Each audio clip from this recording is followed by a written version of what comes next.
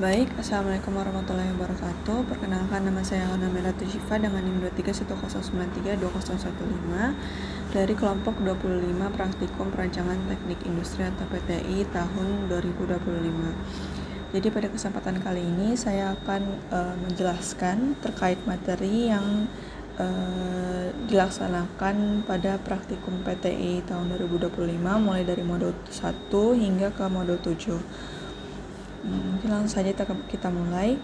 Jadi untuk modul 1 itu memiliki judul perencanaan proses. Nah, input dari modul ini sendiri itu adalah proses produksi mencakup data given yang berisikan dimensi komponen manufaktur. Lalu untuk outputnya itu berupa struktur produk, part list, assembly chart, dan routing sheet, dan operation process chart atau OPC. Nah, struktur produk sendiri itu merupakan susunan hierarki yang menunjukkan bagaimana komponen-komponen tersusun dan saling terhubung untuk membentuk suatu produk akhir selama proses manufaktur.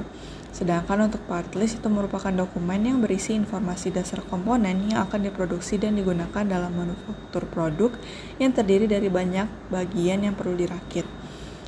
Lalu selanjutnya assembly chart itu merupakan peta perakitan yang berupa gambaran grafis yang menunjukkan urutan aliran komponen dan rakitan bagian atau sub-assembly dalam suatu produk. Selanjutnya yaitu ada gambar teknik, yaitu berupa gambar yang menunjukkan bentuk dan ukuran suatu benda atau konstruksi dengan mengikuti ketentuan dan aturan sesuai standar yang telah disepakati bersama. Lalu selanjutnya kita juga melakukan perhitungan routing sheet. Nah, di routing sheet ini itu merupakan alat pendukung dalam perancangan proses yang berfungsi untuk mengumpulkan informasi dari lantai produksi terkait proses yang diperlukan untuk memproduksi suatu komponen produk.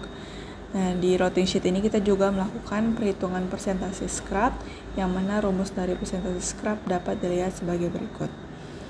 Lalu selanjutnya kita juga membuat Operation Process Chart atau OPC, yang mana itu menunjukkan urutan operasi, inspeksi, tenggat waktu, dan bahan yang digunakan dalam suatu proses bisnis atau produksi, mulai dari bahan mentah hingga pengemasan produk jadi.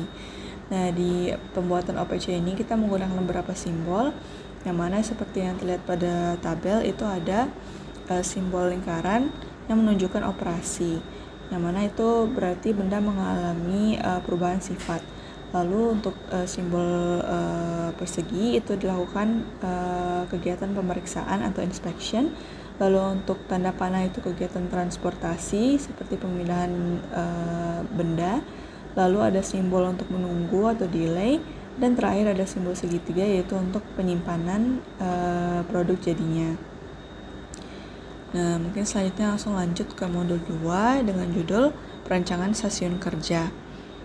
Nah, input dari modul ini yaitu berupa hasil rekaman perakitan CLT dengan output berupa elemen gerakan, peta tangan kanan dan tangan kiri, beserta dengan routing sheet. Nah, pertama-tama di modul 2 ini kita membuat stasiun kerja awal, yang mana stasiun kerja itu adalah area atau tempat di mana aktivitas produksi akan diselenggarakan untuk mengubah bahan baku menjadi sebuah produk yang memiliki nilai tambah. Nah, dari hasil rekaman CLT yang dilaksanakan pada saat praktikum, kita kemudian dapat menentukan elemen gerakan beserta peta tangan kiri dan tangan kanan. Nah, untuk elemen gerakan itu merupakan gerakan-gerakan dasar yang dilakukan oleh pekerja atau operator dalam menyelesaikan suatu pekerjaan.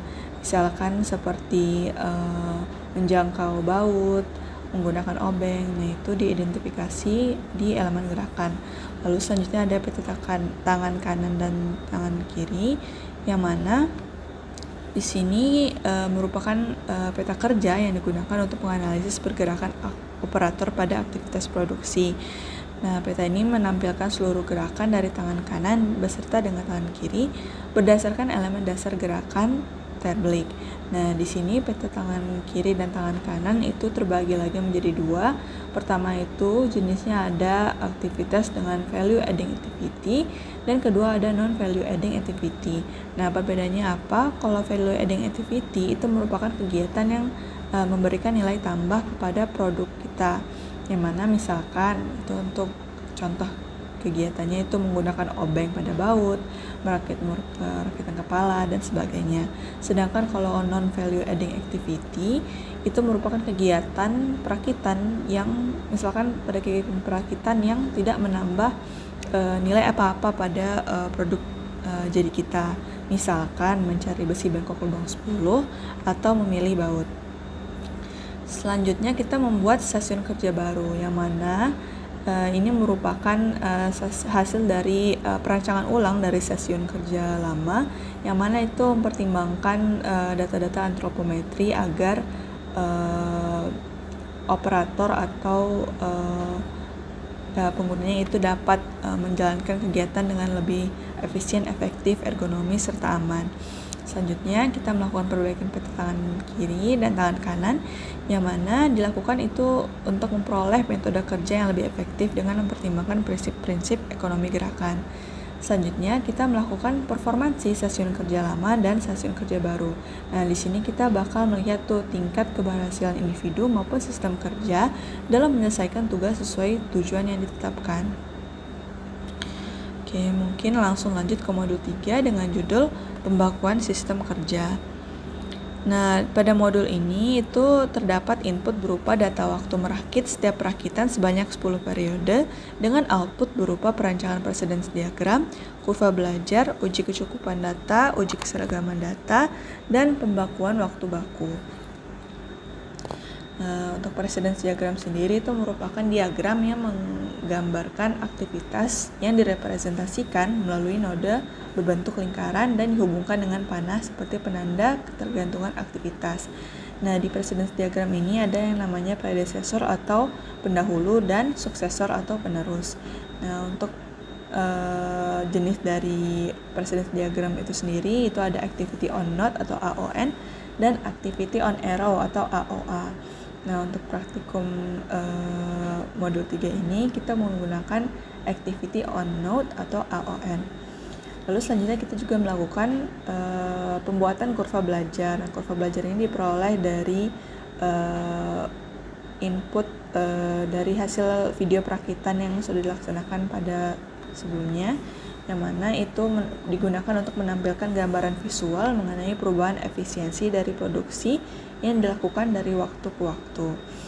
Lalu selanjutnya kita melakukan uji kecukupan data, yang mana ini dilakukan untuk memastikan bahwa data yang dikumpulkan itu telah memadai dan memenuhi syarat minimum untuk digunakan sebagai penelitian. Nah, yang mana untuk rumus dari uji kecukupan data itu dapat dilihat pada layar, yang mana N-aksen itu merupakan jumlah pengukuran yang diperlukan, N adalah jumlah pengukuran yang dilakukan, XJ merupakan waktu pengamatan, S merupakan derajat ketelitian, dan K merupakan tingkat keyakinan, yang mana pada rumus tersebut itu data dapat dinyatakan cukup jika N-aksen kurang dari N, dan data tidak terpenuhi jika N-aksen lebih dari N. Setelah kita melakukan uji kecukupan data, kita melakukan uji keseragaman data. Nah, di sini kita melakukan pengujian terhadap range dari suatu untuk mengetahui jumlah data yang berada pada batas kontrol atas dan batas kontrol bawah untuk memastikan bahwa data yang dikumpulkan berasal dari satu sistem yang sama. Nah, di sini untuk mencari standar deviasinya kita menggunakan rumus sebagai berikut beserta untuk batas kontrol atas dan batas kontrol bawahnya. Nah, untuk data yang keluar dari batas kontrol atas dan batas kontrol bawah itu biasanya dinamakan sebagai data outlier, yang mana itu datanya harus kita hilangkan. Nah, bagaimana cara menghilangkan atau mengganti data outlier tersebut? Itu kita dapat dengan menghapus data tersebut dan menggantinya dengan data baru dengan cara menjumlahkan dua data terdekat dan membaginya dengan 2. Nah, setelah kita melakukan uji keseragaman data, kita melakukan pembakuan waktu. Nah, pembakuan waktu ini merupakan kegiatan untuk menetapkan waktu baku yang dibutuhkan seseorang operator terlatih untuk menyelesaikan pekerjaan dengan metode kerja dan kondisi tertentu secara normal. Nah, untuk pembakuan waktu itu sendiri itu terbagi atas 3. Yang pertama ada waktu siklus, waktu normal, dan waktu baku sendiri. Nah, mungkin selanjutnya langsung ke modul 4 dengan judul estimasi biaya produksi. Nah, pada modul 4 ini itu memiliki input berupa data given yang berisikan komponen CLT atau Compact Lifting Truck, target produksi, informasi UUD jam kerja karyawan, dan struktur organisasi dengan output berupa analisis dan klasifikasi biaya, penyusutan, biaya tetap, biaya variabel, harga pokok produksi, harga pokok penjualan atau HPPN, harga jual, break even point atau BEP, serta perhitungan laba rugi. Nah, di sini pertama kali kita melakukan identifikasi atau identifikasi komponen biaya. Nah, komponen biaya itu adalah unsur-unsur biaya yang dikeluarkan dalam proses produksi. Yang mana langkah-langkah itu pertama ada identifikasi biaya, lalu perhitungan dan pengelolaan pemberian upah, serta perhitungan imbalan dan tunjangan. Selanjutnya kita melakukan klasifikasi biaya, yang mana klasifikasi biaya adalah proses pengelompokan biaya secara sistematis agar informasi lebih akurat dan bermanfaat dalam penyusunan laporan keuangan. Nah, di klasifikasi biaya ini kita melakukan 9 perhitungan jenis-jenis biaya. Pertama itu ada biaya bahan baku, kedua ada biaya bahan baku tidak langsung, biaya tenaga kerja langsung, biaya tenaga kerja tidak langsung, biaya aset, biaya administrasi, biaya umum, biaya reparasi, dan biaya overhead pabrik atau BOP. Selanjutnya kita melakukan penyusutan. Jadi biaya penyusutan itu merupakan proses pencatatan pengurangan nilai aset tetap secara berkala, yang mana metode ini digunakan untuk menghitung biaya penyusutan yang terdiri atas metode garis lurus atau straight line, metode saldo menurun atau declining balance, metode unit produksi atau unit of production, dan metode saldo menurun berganda atau double declining balance. Nah, di sini setelah kita melakukan biaya penyusutan, kita juga menentukan fixed and variable cost atau biaya tetap atau biaya variabel. Nah, apa itu fixed cost? Fixed cost itu merupakan biaya yang fix atau tidak berubah-ubah, tidak dipengaruhi oleh volume.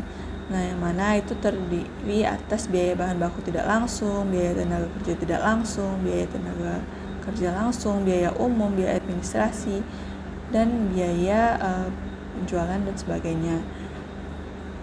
Lalu untuk variable cost itu terdiri dari bahan baku langsung.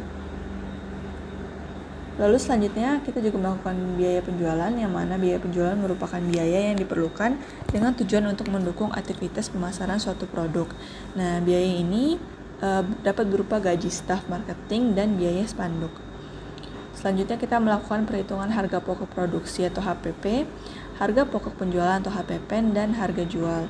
Di HPP kita menghitung total biaya yang dikeluarkan oleh perusahaan selama proses produksi suatu barang. Sedangkan untuk HPPN itu kita menghitung total biaya yang melekat pada produk hingga produk tersebut siap dijual kepada konsumen. Lalu untuk harga jual itu merupakan nilai uang yang dibebankan penjual kepada pembeli atas barang atau jasa yang ditawarkan. Selanjutnya kita menentukan break even point atau BEP, yang mana BEP ini sendiri merupakan titik impas atau kondisi ketika total pendapatan sama dengan total biaya sehingga perusahaan tidak mengalami laba maupun rugi, yang mana dapat dilihat pada grafik BEP berikut, yang mana itu perpotongan dari garis biru dan garis oranye itu menandakan titik dari break even point itu sendiri. Selanjutnya kita juga melakukan perhitungan laba rugi, yang mana perhitungan laba rugi merupakan proses menghitung selisih antar total pendapatan dan total biaya untuk mengetahui apakah suatu entitas itu menghasilkan laba atau menderita rugi dalam periode tertentu. Selanjutnya kita lanjut ke modul 5 dengan judul peramalan produksi. Nah, di modul ini kita mendapatkan input berupa data given, yang mana itu mencakup perhitungan target produksi CLTA dan CLTB, dan data dari modul sebelumnya yaitu modul 4. Nah, untuk langkah-langkah dari peramalan produksi itu sendiri, itu pertama ada agregasi, lalu ada plot data, lalu ada peramalan permintaan, lalu ada perhitungan nilai error, dan dilakukan validasi, kemudian yang terakhir ada disagregasi. Nah, pertama-tama kita melakukan agregasi dari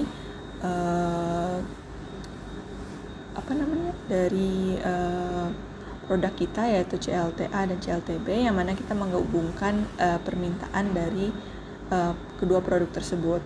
Nah, agregasi ini ditujukan untuk menyatukan satuan dari produk kita, yang mana untuk satuannya itu dapat berupa berat, kilogram, waktu baku maupun satuan rupiah atau uang. Nah, setelah kita melakukan agregasi, kita kemudian dapat melakukan plot data dari data agregasi kita, yang mana untuk plot data sendiri itu terbagi atas 4 jenis. Di sini ada gambar untuk plot data horizontal, plot data seasonality atau musiman, plot data trend, dan plot data siklis. Untuk praktikum kali ini kita menggunakan plot data trend siklis. Nah, lalu setelah kita menentukan plot data, kita dapat melakukan perhitungan peramalan permintaan, yang mana ini ditujukan untuk memperkirakan jumlah kebutuhan barang di masa depan berdasarkan data historis. Nah, peramalan permintaan yang dilakukan pada praktikum ini yaitu ada 5.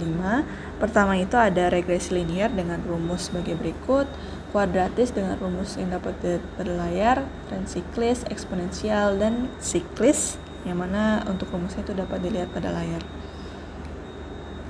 Selanjutnya itu kita menentukan atau menghitung nilai error dari tiap metode peramalan permintaan. Nah, di sini ada berbagai jenis perhitungan nilai error.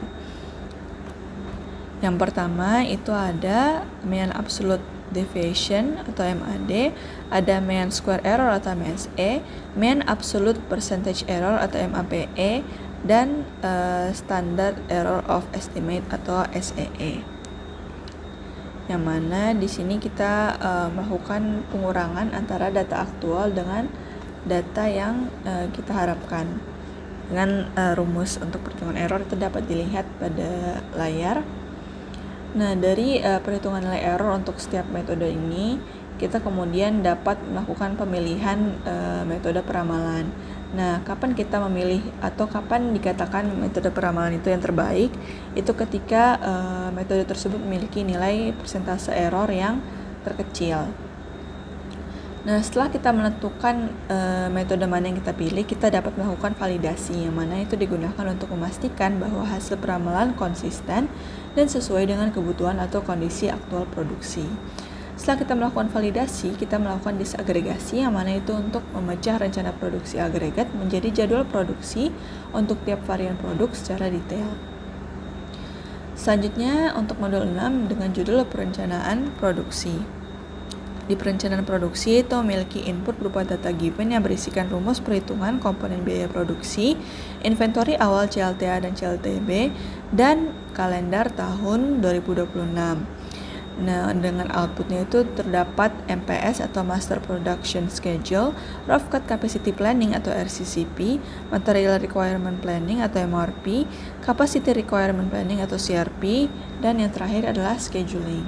Nah, kita mulai dari pembahasan perencanaan agregat.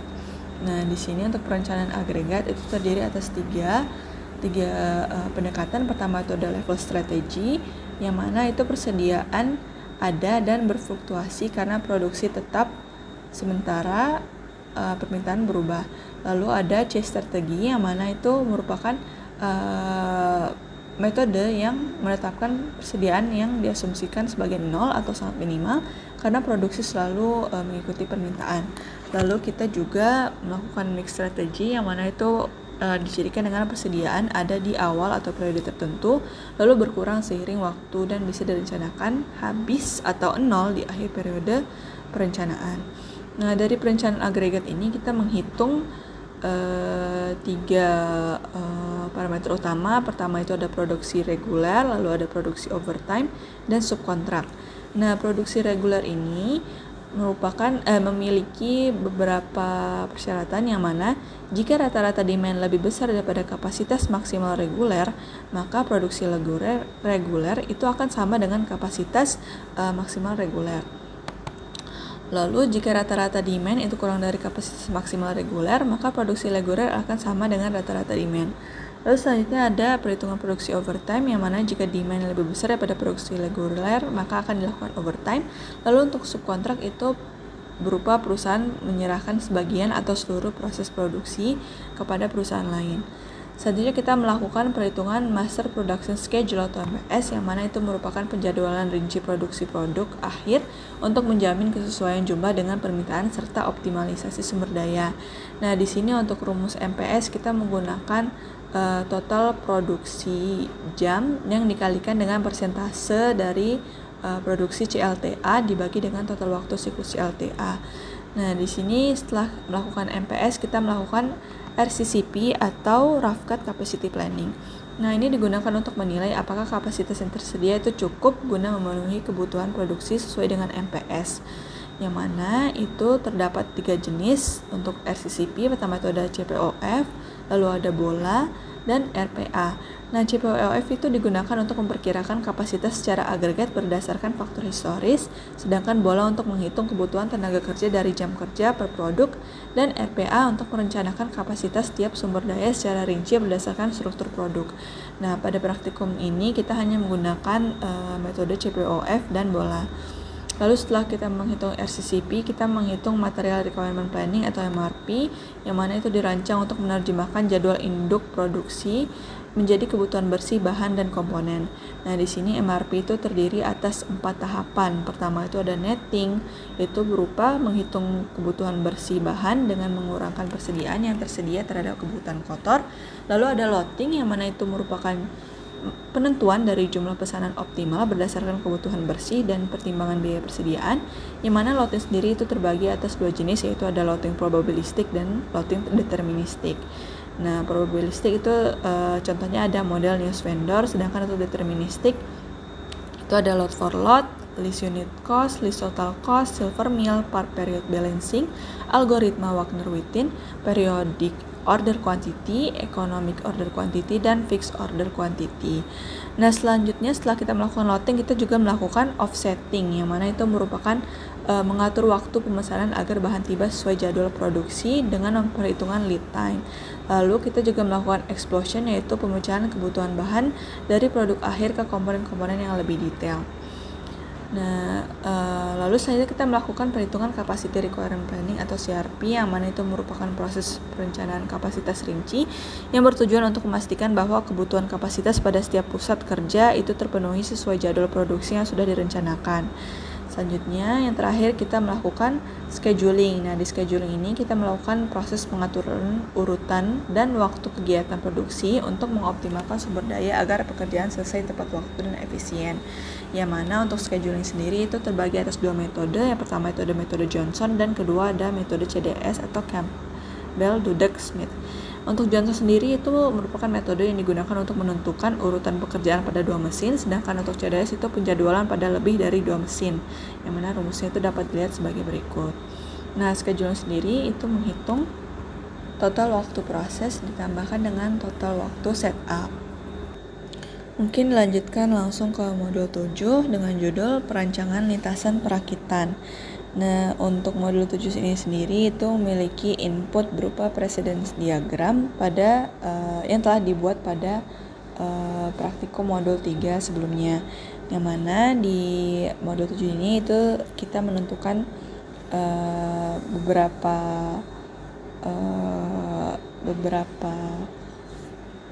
terminologi. Pertama itu ada kriteria, yaitu berupa line efisiensi atau LE, balance delay, dan smoothness index. Lalu juga kita menentukan batasan. Dengan batasan yang ditetapkan untuk praktikum ini itu berupa precedence diagram, minimum stasiun kerja, dan waktu baku.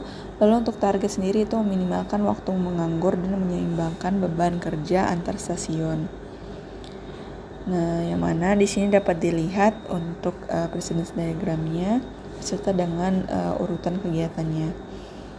Selanjutnya itu kita melakukan Simple Assembly Line Balancing atau SALB, yang mana untuk SALB itu sendiri terbagi atas 2 tipe. Pertama itu ada tipe 1, yang mana tipe 1 itu digunakan untuk meminimalkan jumlah stasiun kerja dengan cycle time tetap. Sedangkan untuk SALB tipe 2 itu digunakan untuk meminimalkan cycle time dengan jumlah stasiun kerja yang tetap. Selanjutnya kita pada metode line balancing ini juga terbagi atas 2 jenis. Pertama itu ada metode heuristik dan kedua ada metode optimasi.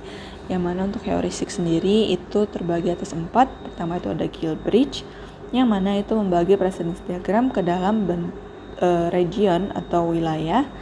Lalu ada largest candidate rule yang mana itu memprioritaskan tugas dengan waktu terbesar. Lalu ada ketiga ada rank positional weight atau RPW yang mana itu memprioritaskan tugas dengan waktu terbesar. Dan ada Moody Young yaitu menggunakan 2 fase penugasan awal dan fase perbaikan untuk mengurangi idle time. Nah, sedangkan untuk metode optimasi itu merupakan metode yang digunakan untuk mencari solusi terbaik atau optimal secara matematis dengan fungsi tujuan yang jelas. Nah, untuk metode optimasi ini sendiri itu biasanya menggunakan software pembantu seperti Lingo ataupun POMQM. Nah, selanjutnya untuk line efisiensi, balance delay, dan smoothness index itu perhitungan rumusnya itu dapat dilihat sebagaimana yang ditampilkan di layar.